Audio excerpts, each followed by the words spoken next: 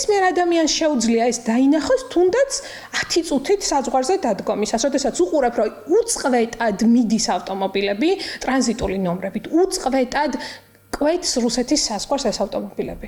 როგორ ხდება რუსეთში ამერიკული და ევროპული უახლესი ავტომობილები? ოკუპანტ ქვეყანაში მხოლოდ იანვრიდან ივლისამდე რუსული ანალიტიკური სააგენტოს ავტოსტატის მონაცემებით 17800 ავტომობილი შევიდა, მხოლოდ საქართველოდან. ქართულ სტატისტიკას თუ დაუჯერებთ, ჩვენგან რუსეთში 5 მანქანა წავიდა. მაშინ საიდან გაჩნდა რუსეთში დანარჩენი 10,000-ობით ავტომობილი?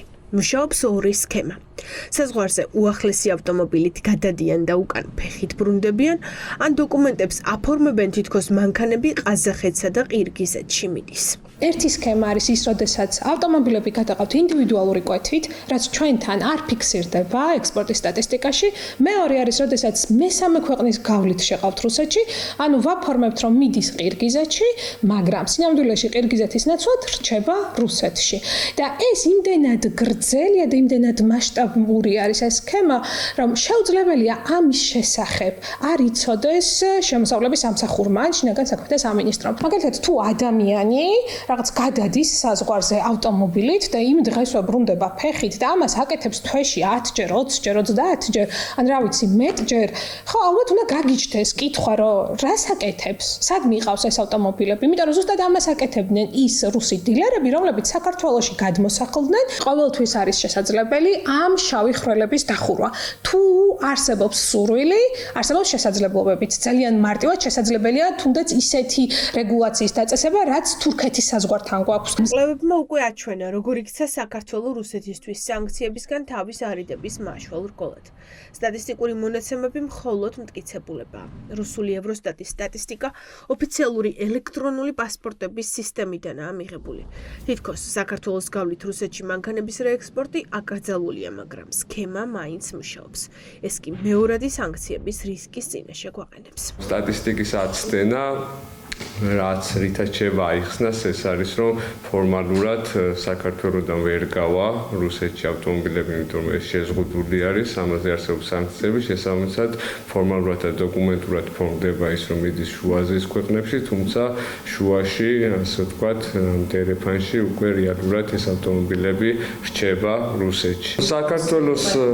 საქართველოს ხელისუფლების პოლიტიკა ამ მხრივ ნათელი არის, რომ ისინი თვითონ რაიმე დამატებითი სანქციების შემოღებას ან დამატებით კონტროლს არც ახორციელებენ და არც აპირებდნენ. ავტომობილები, რომლებიც საქართველოსდან რუსეთში ხვდება, 2020 წლის შემდეგ არის გამოშვებული. ძირითადად ამერიკიდან, კანადიდან და ევროპიდან. ყველაზე დიდი მოთხოვნა Toyota-ს და BMW-ს მარკაზე აქვთ. ტრანსპორტი, რომელიც შუა აზიაში უნდა მიდიოდეს, რეალურად გზაში რუსეთში რჩება. რეექსპორტს ქართულ ეკონომიკაში დიდი წილი უჭირავს, ამიტომ დასავლური სამყაროს მიერ მეორადი სანქციების დაწესების შემთხვევაში ეკონომიკაზე დარტყმა გარდაუვალი იქნება. იმდენად რამდენადაც ზოგადად რეექსპორტი ჩვენი ქვეყნის ძალიან დიდი ჩვენი ექსპორტის ძალიან დიდ ნაწილს იკავებს.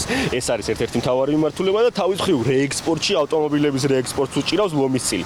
აქედან გამომდინარე, ახლა როდესაც ჩვენ ვსაუბრობთ ქვეყნებზე, სადაც მაგალითად ერთ წელიწადში გვაქვს 300-400%-იანი ექსპორტის ზრდა ერთ მიმართულებაზე და ეს მიმართულებები დაიკეტოს, რა თქმა უნდა, სერიოზული ფისკალური დარტყმა იქნება მთელი ქვეყნის ეკონომიკისთვის. ამის რისკი არსებობს.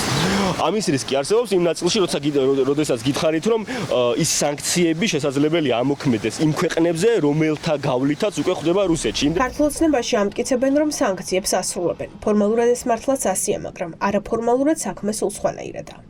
სტატისტიკური მონაცემები უკრაინაში ომის დაწყების შემდეგ ისე სწრაფად შეიცვალა, რომ შეუძლებელია საეჭვო ზრდა ქართულ ცნებას ვერ შეემჩნია. ან არ იცოდეს რეალურად სად მიდის ათასობით ავტომობილი. ავტოსტატის მონაცემებს მე არ ვეცნობი და ნამდვილად არ ვეყრდნობი. ჩვენ გვაბრალებდნენ, რომ თურმე საქართველოს გამოიყენებოდა შავხრელად რუსეთისთვის სანქციების თავის არიდების კუთხით. მე შეგახსენებთ, რომ ჩამოსულები იყვნენ საქართველოში ევროკავშირის, ბრიტანეთის და ამერიკის შეერთებული შტატების სანქციების კოორდინატორები და აბსოლუტურად ყველამ დასტურა, რომ ეს იყო სიცრუე, ეს იყო ტყუილი და საქართველოს მოქმედებს 100%-ზე ამ მიმართულებითაც. მხოლოდ 2020 2025 წელს ყაზახეთსა და ყირგიზეთში 59000 ავტომობილი გავიდა ოფიციალურად. ომის დაწყებამდე 2021 წელს ეს რიცხვი მხოლოდ 5000 იყო. პოლიტიკური ნების შემთხვევაში ოცნებას გამოძიების დაწყება შეუძლია და შემაკავებელი ზომების მიღებაც. ამის მაგალითები ევროკავშირში უკვე არსებობს.